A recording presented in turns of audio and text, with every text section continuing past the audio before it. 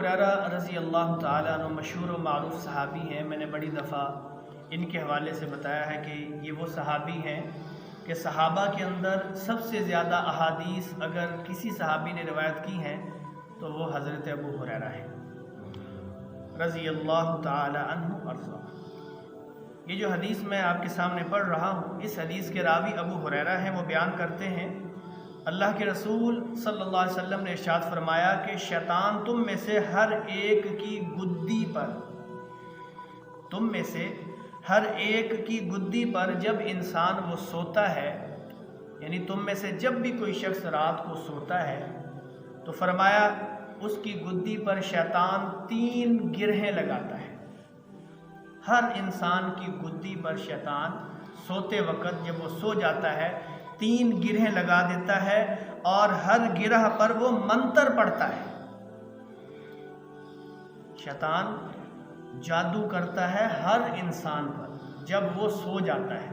اللہ کے رسول نے فرمایا پہلی گرہ پر جب وہ لگاتا ہے تو منتر پڑھتا ہے، پھر جب دوسری گرہ لگاتا ہے تب بھی منتر پڑھتا ہے، اور فرمایا کہ اس کا منتر کیا ہے؟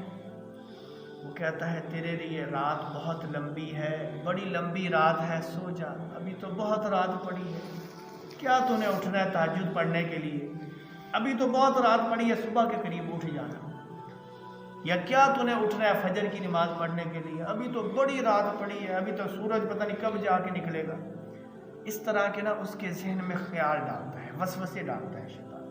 اللہ کے رسول فرماتے ہیں اگر وہ بیدار ہو کر اللہ کا ذکر کرتا ہے، یعنی جاگ ہو گئی، اٹھ گیا، اللہ کا نام لے لیا، اللہ کا ذکر کر لیا، تو فرمایا اس کی ایک گرہ کھل جاتی ہے۔ سبحان اللہ۔ 3 گرہیں شیطان لگاتا ہے، منتر پڑھتا ہے، اور اس کے ذہن میں یہ خیال ڈالتا ہے رات بہت لمبی ہے، کہیں یہ اٹھ نہ جائے۔ اگر انسان اٹھ جائے، اٹھ کر اللہ کا ذکر کر لے، یعنی اٹھنے کی دعا پڑھ لے، الحمدللہ الذی احیانا بعدما اماتنا والیہ النشور، اگر یہ دعا نہ آتی ہو تو سبحان اللہ کہہ لے، لا الہ الا اللہ کہہ لے، اللہ اکبر کہہ لے، اللہ کا ذکر کر لے، تو فرمایا ایک گرہ کھل جاتی ہے۔ اللہ اکبر کبیرہ۔ پھر فرمایا اگر اللہ اکبر یا اللہ کا ذکر کرنے کے بعد وہ وضو بھی کر لے، رات کو جاگ ہوگی، اٹھا، اللہ اکبر تو اس نے کیا دیا، یا اٹھنے کی دعا تو پڑھ لی، اب اگر اٹھ کے اتنی تکلیف کر لے کہ پانی میں ہاتھ ڈال کے وضو بھی کر لے، تو فرمایا دوسری گرہ بھی کھل، سبحان اللہ کہہ لے، لا الہ الا اللہ کہہ لے، اللہ اکبر کہہ لے، اللہ کا ذکر کر لے، تو فرمایا ایک گرہ کھل جاتی ہے۔ اللہ اکبر کبیرہ۔ پھر فرمایا اگر اللہ اکبر یا اللہ کا ذکر کرنے کے بعد وہ وضو بھی کر لے، رات کو جاگ ہوگی، اٹھا، اللہ اکبر تو اس نے کیا دیا، یا اٹھنے کی دعا تو پڑھ لی، اب اگر اٹھ کے اتنی تکلیف کر لے کہ پانی میں ہاتھ ڈال کے وضو بھی کر لے، تو فرمایا دوسری گرہ بھی کھل جاتی ہے۔ شیطان نے جو 3 منتر پڑھے تھے اس پر، ان میں سے 2 منتر ناکارہ ہو جاتے ہیں۔ کیا کرنے سے؟ صرف اللہ کا نام لینے سے جب وہ رات کو بیدار ہو، اور دوسرا وضو کرنے سے۔ اللہ کے رسول فرماتے ہیں پھر اگر اس نے نماز بھی پڑھ لی، اٹھا اللہ کا ذکر کیا، وضو کیا، دوسری گرہ کھل گئی، اب اس نے اٹھ کے فجر کی نماز بھی پڑھ لی یا 2 رکعت نفل پڑھ لیے، تہجد کے ٹائم اگر اٹھا ہے، تو فرمایا تیسری گرہ بھی اس کی کھل گئی۔ اللہ اکبر کبیرہ۔ فرمایا پھر وہ صبح اس حال میں کرتا ہے کہ بڑا حشاش بشاش اور بڑا اس کو مزہ آ رہا ہوتا ہے، صبح انجوائے کرتا ہے۔ آپ کو پتہ ہے کہ صبح کا وقت جو ہوتا ہے یہ انجوائے کے لیے بھی ہوتا ہے، لیکن یہ انجوائے کون کرتے ہیں؟ جو صبح اٹھتے ہیں، جنہوں نے اٹھنا 10-11 بجے ہے، رات کو سونا 12-1 بجے ہے، تو انہوں نے کیا انجوائے کرنا ہے؟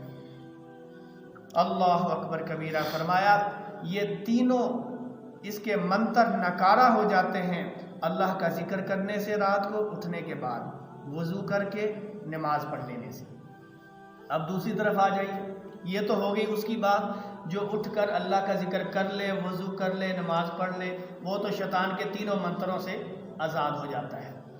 پھر اگر وہ اللہ کے رسول فرماتے ہیں کہ وہ نہیں اٹھتا، اللہ کا ذکر بھی نہیں کرتا، وضو بھی نہیں کرتا، حتیٰ کہ سورج نکل آتا ہے، تو فرمایا وہ صبح اس حال میں کرتا ہے کہ وہ خبیث النفس ہوتا ہے، یعنی بڑا سست سا، ساری رات سویا بھی رہا ہے، اب صبح اٹھے گا تو تب بھی اس کے جسم کو سکون نہیں ہوگا، دماغ جو ہے نا ٹینشن میں ہوگا، اس کو ایسے لگے گا بس جیسے پتہ نہیں اس کے جسم کو کیا ہو گیا، بوجھل بوجھل سا، آنکھوں کے آگے ایسے بس نیند چھائی رہے گی، سستی غالب رہے گی، سارا دن جو بھی کام کرے گا اس کام میں بھی وہ سستی رہے گا۔